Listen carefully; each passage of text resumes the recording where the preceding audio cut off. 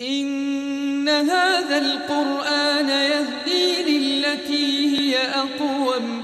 ويبشر المؤمنين الذين يعملون الصالحات أن لهم أجرا كبيرا. قرآني نبض حياتي، قرآني طهر ذاتي، قرآني عصمة أمري، قرآني طوق نجاتي، قرآني طوق نجاتي.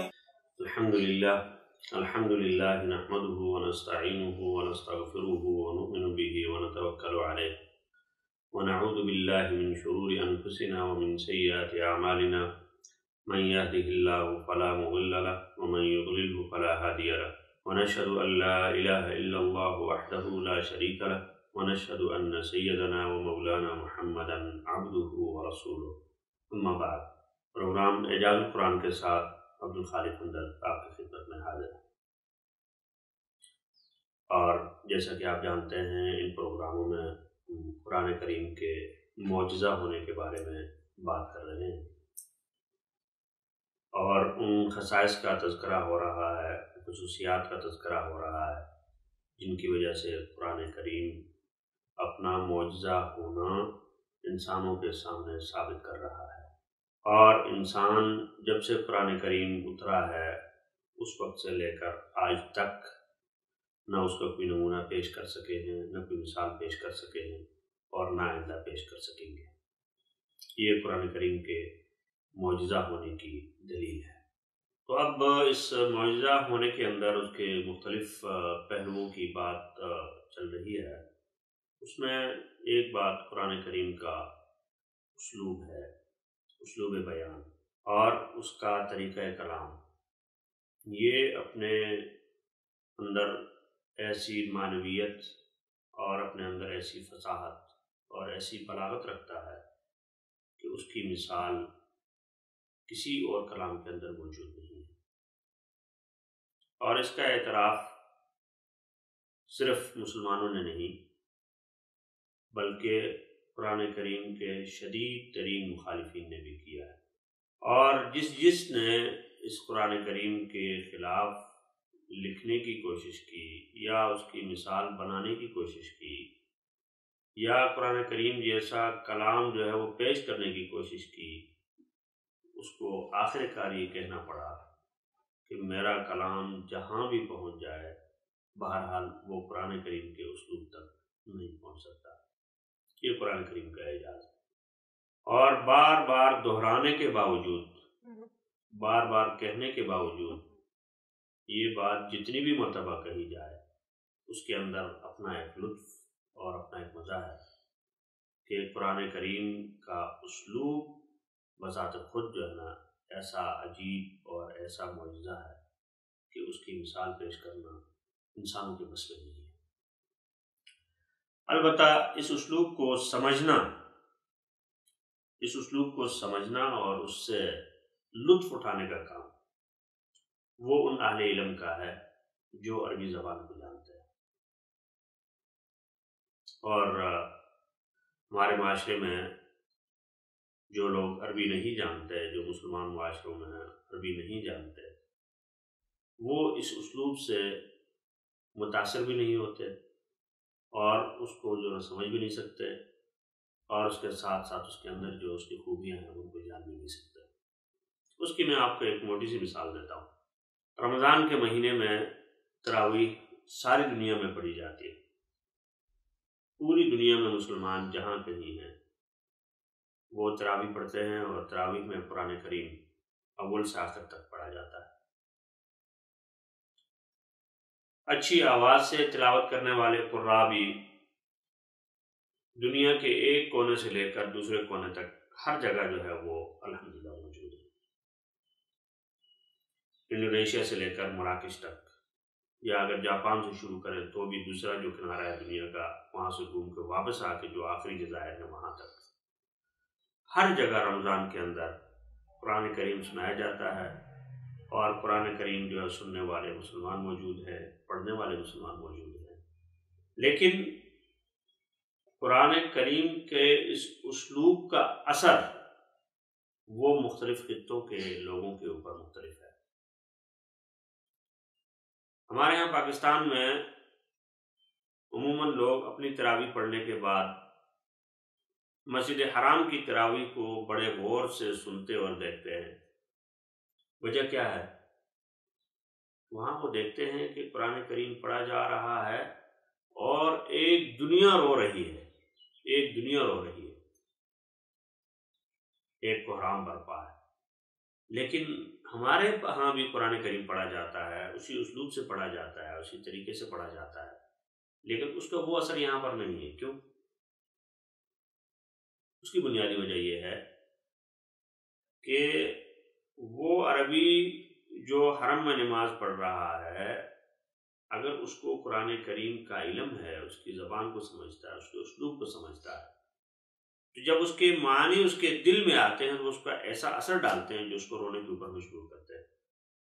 جس سے اس کے آنسو نکل آتے ہیں، اس کی ہچکی بن جاتی ہے۔ لیکن میں ایک اجمی آدمی جو عربی نہیں جانتا، عربی کے اسلوب کو نہیں جانتا، تو میں بھی نماز میں کھڑا ہوں، لیکن میری نماز کے اندر وہ خشوع وہ خضوع اس وجہ سے نہیں ہے کہ مجھے عربی زبان نہیں آتی۔ جب عربی زبان نہیں آتی تو ایک غیر زبان میں ہونے والی گفتگو سے میرے اوپر یا میرے دل کے اوپر کیا اثر ہوگا؟ اس کا کوئی اثر نہیں۔ اس وجہ سے جو عربی نہیں جانتے ان کے اوپر قرآن کریم اس کے سامنے اگر پڑھا جائے تو اس کے اندر وہ اثر اس کو محسوس نہیں ہوتا جو عربی جاننے والے کے اندر ہے۔ اس کا مطلب یہ ہوا کہ قرآن کریم اپنے اسلوب کے اندر اثر رکھتا ہے، لیکن ہمارا ظرف جو اس کی زبان کو نہیں جانتے، جو اس کے خصائص کو نہیں جانتے، جو اس کو سمجھتے نہیں ہیں، تو ہم لوگوں کا جو ظرف ہے وہ اتنا تنگ ہے کہ اس اثر کو ہم قبول کرنے کے لیے تیار نہیں۔ تو یہاں سے ایک اور بات بھی سمجھ میں آتی ہے کہ قرآن کریم کے اس اسلوب کو سمجھنے کے لیے تمام مسلمانوں کو، خواہ ان کا تعلق دنیا کے کسی بھی خطے سے ہو، عربی زبان سے اتنی واقفیت ہونا ضروری ہے کہ جس سے وہ اپنی نماز پڑھیں تو نماز کے اندر ان کو معلوم ہو کہ میں کیا کہہ رہا ہوں، وہ قرآن کریم کی تلاوت کریں تو ان کو معلوم ہو کہ میں تلاوت میں کیا کہہ رہا ہوں۔ کیوں کہ قرآن پڑھنے کا مطلب یہ ہے کہ آپ اپنے رب کا کلام پڑھ رہے ہیں، اللہ کی آخری کتاب کی تلاوت کر رہے ہیں، لیکن جب ہم اس کی زبان نہیں جانیں گے تو مجھے کیسے پتہ چلے گا کہ جو ہے نا وہی میرے رب کا کلام ہے؟ ہو سکتا ہے بہت سے لوگ یہ کہیں کہ جی ترجموں سے سارا کام چل جاتا ہے، ساری دنیا میں ترجمہ ہو رہا ہے اور ہر زبان میں ترجمہ موجود ہے، لیکن یہ بات یاد رکھیے کہ ترجمہ کسی بھی زبان کو دوسری زبان میں 100% منتقل کبھی نہیں کر سکتا۔ یہ عام اس کی بات کر رہا ہوں، عام بات کر رہا ہوں۔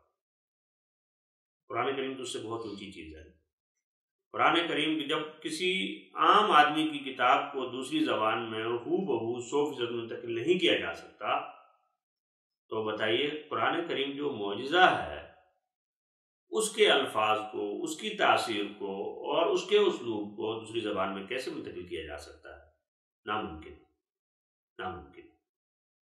جو لوگ ترجمے کے میدان سے وابستہ ہیں ان کو پتہ ہے کہ ترجمہ کس طرح سے کیا جاتا ہے اور کس طرح سے جو ایک زبان کو دوسری میں منتقل کیا جاتا ہے،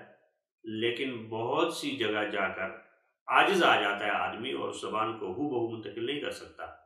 پھر وہاں پر جو مترجمین ہوتے ہیں وہ اس کے ساتھ کچھ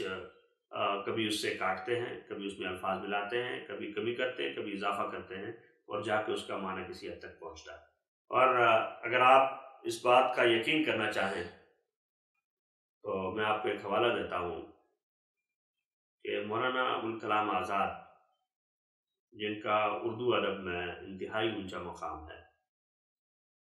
میرے خیال میں ان کی کتاب غبار خاطر جو ہے اس کے مقدمے میں انہوں نے بات لکھی ہے کہ مجھے بہت سے لوگوں نے کہا کہ اس کتاب کا ترجمہ کر کے دوسری زبان میں چھاپا جائے، اور شاید بنگالی یا اس طرح کی کسی زبان کا حوالہ دیا ہے کہ اس میں کوئی آدمی ترجمہ کرنا چاہتا ہے، تو اس نے مجھ سے پوچھا، تو میں نے کہا اس کتاب کا ترجمہ نہیں ہو سکتا۔ یہ ابوالکلام آزاد غبار خاطر کے بارے میں کہہ رہے ہیں۔ تو بتائیے جب غبار خاطر کا ترجمہ دوسری زبان میں نہیں ہو سکتا تو اللہ تعالیٰ کی کتاب کا ترجمہ دوسری زبان میں ہو سکتا ہے؟ ناممکن ہے، ناممکن۔ اسی طرح سے میں آپ کو ایک اور مثال دوں کہ اس اسلوب کو سمجھنے کے لیے اصل زبان کو سمجھنا کیوں ضروری ہے۔ اس میں ابھی آپ اگر بازار جائیں تو آپ کو جگہ جگہ کتاب مقدس کے نام سے انجیلوں کے تراجم اور جس کتاب کو تورات کہا جا رہا ہے اس کے تراجم وہ ساری زبانوں میں موجود ہیں اور دستیاب ہیں۔ لیکن اگر آپ کتاب مقدس کے 3 ترجمے لے لیں یا 3 مختلف زبانوں میں لے لیں اور ان کا آپس میں موازنہ کریں تو آپ کو معلوم ہوگا کہ ایک جگہ معنی کچھ ہو گیا ہے، دوسری جگہ کچھ ہو گیا ہے، تیسری جگہ کچھ ہو گیا ہے، اور ان کتابوں کی جو تبدیلی ہے اور کتابوں کے اندر جو تحریف ہوئی ہے وہ تحریف ان کے اس اسلوب کے بدلنے سے ہوئی ہے کہ لوگوں نے اس کو ترجمہ کیا اور ترجمہ کرنے کے بعد جب وہ دوسری زبان میں گیا تو وہاں ایک نیا ترجمہ تھا، پھر وہاں سے آگے نیا ترجمہ تھا، پھر نیا ترجمہ تھا۔ جب یہ سلسلہ جب چلتا رہا تو اگر 10 آدمیوں نے جو پہلے میں ان میں سے 10 آدمیوں نے ترجمہ کیا تو جس پہلے آدمی نے ترجمہ کیا تھا اس نے جو اصل بات سمجھی تھی 10 مترجم کے پاس جا کر وہ کچھ ہی کچھ ہو گئے۔ نتیجہ یہ ہوا کہ ان کتابوں کا جو اصل اسلوب ہے وہ بیچ میں کہیں ضائع ہو گیا۔ اور ابھی جیسے انجیل برنباس کے حوالے سے آپ کے علم میں ہوگا کہ انجیل برنباس میں نبی کریم صلی اللہ علیہ وسلم کا نام آیا، آپ کی والدہ کا نام آیا، آپ کے والد کا نام آیا، اور اس طرح سے بہت ساری چیزیں ہیں ان کا نام آیا۔ لیکن باقی انجیلوں میں کیوں نہیں؟ باقی انجیلوں میں بھی خوشخبری کے وہ الفاظ موجود ہیں، لیکن اس کو اس اسلوب سے پیرائے سے بیان کیا گیا ہے کہ اس میں نام نظر نہیں آتا۔ مثلا اگر ایک جگہ لکھا ہوا ہے کہ جو ایک پارکلیت آئے گا، اب وہ پارکلیت جو ہے ایک خاص لفظ ہے، اب اس کی اگر وہ ترجمہ ہوگا تو پتہ چلے اس کا نام یہ ہے۔ لیکن دوسری جگہ وہ کیا ہو گیا کہ ایک ستودہ صفات آدمی آئے گا۔ اب جب ستودہ صفات ہو گیا تو اس کو جوڑ کر اس میں سے اندر سے جو محمد کا لفظ نکلتا ہے، لیکن ظاہر میں نہیں ہے۔ ستودہ صفات کا مطلب ہے ایک اچھی صفات والا آدمی، وہ اچھی صفات والا کوئی بھی ہو سکتا ہے۔ یا اسی طرح سے اگر لفظ آمینہ ہے یا اس کے قریب اگر نام ہے آمینہ، امن والی، تو آمینہ اگر ہوگا تو اس سے سمجھا جائے گا کہ نام اگر کہے کہ امن والی ہوگی تو اب امن والی 1 نہیں 2 نہیں 1000 ہو سکتی ہے۔ کیا ہو گیا؟ اسلوب کے بدلنے سے، ترجمے کی وجہ سے وہ جو اصل معنی تھا وہ کہیں بیچ میں غائب ہو گیا۔ اس لیے علماء کرام کا یہ فتویٰ ہے کہ قرآن کریم کو بغیر اس کے الفاظ کے صرف ترجمہ جو ہے وہ شائع نہیں کیا جائے گا۔ اگرچہ اس زمانے میں بہت سے اس میں دستیاب ہیں، انگریزی میں دستیاب ہے، اردو میں دستیاب ہے، لوگ اس کو مختلف وجوہات کی بنا پر اس کو چھاپ رہے ہیں، لیکن اس کو قرآن نہیں کہا جائے گا۔ اس کو قرآن نہیں کہا جائے گا، وہ قرآن کے معنی کا ترجمہ ہے کہ کسی نے کوشش کی اس کو سمجھا جائے۔ پھر اسلوب کے اندر جو بات ہے وہ یہ کہ ایک ہی بات خود قرآن کریم کے تراجم کو اگر آپ لے لیں اور دیکھ لیں تو اول سے آخر تک دیکھ اگر 10 ترجمے آپ لیں گے تو شاید کوئی ایک آیت ایسی ہو جس کا ترجمہ سب نے ایک طرح سے کیا ہو، ورنہ ترجمہ کرنے والوں میں ایسا کبھی نہیں ہو سکتا کہ ہر آدمی کا ترجمہ ویسے ہی ہو جیسے خود اس کے اسلوب ہے۔ وجہ اس کی یہ ہے کہ اس عربی زبان کے اسلوب کو کسی اور زبان میں ہم سمو نہیں سکتے۔ مثال کے طور پہ دیکھیں ایک لفظ ہے فَسَيَكْفِيكَهُمُ اللَّهُ کہ ان قریب اللہ تعالیٰ تمہارے لیے ان کے مقابلے میں کافی ہو جائے گا۔ دیکھ رہے ہیں آپ کتنا لمبا ترجمہ ہو گیا۔ یا اسی طرح سے قرآن کریم نے مختلف اگر الفاظ میں ذکر کیے تو اس کا ترجمہ بہت سی دفعہ بہت لمبا ہو جاتا ہے، وہاں پہ اس کو اضافہ کرنا پڑتا ہے، کمی کرنی پڑتی ہے۔ لیکن خود قرآن کریم کے اپنے اسلوب کے اندر اس قسم کی کسی چیز کی ضرورت نہیں۔ چنانچہ بات ہو رہی تھی کہ عربی جب پڑھتا ہے اس کے اوپر اثر ہوتا ہے، اجمی کے اوپر اثر نہیں ہوتا، تو اس کی بنیادی وجہ یہ ہے۔ تو دوستو ضرورت اس بات کی ہے کہ ہم قرآن کریم کو اگر سمجھنا چاہتے ہیں اور قرآن کریم کے اس اعجاز کو اندر سے دیکھنا چاہتے ہیں، اس کو چکھ کر دیکھنا چاہتے ہیں، اس کو چھو کر دیکھنا چاہتے ہیں، تو پھر ہمیں قرآن کریم کی زبان سیکھنا پڑے گی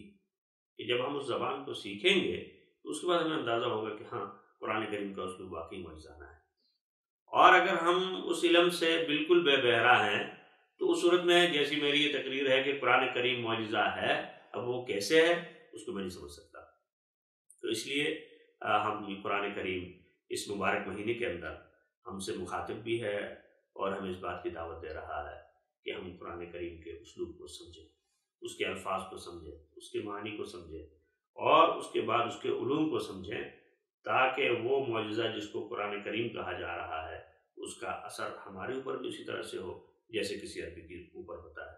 اور قرآن کریم کے ان علوم سے ہمارا بھی سینہ اسی طرح منور ہو جیسے کہ پہلے مسلمانوں کا منور ہوا کرتا تھا۔ اللہ تعالیٰ ہم سب کو قرآن کریم کے ساتھ اپنا تعلق قائم اور دائم رکھنے کی توفیق عطا فرمائے۔ إن هذا القرآن يهدي للتي هي أقوم ويبشر المؤمنين الذين يعملون الصالحات أن لهم أجرا كبيرا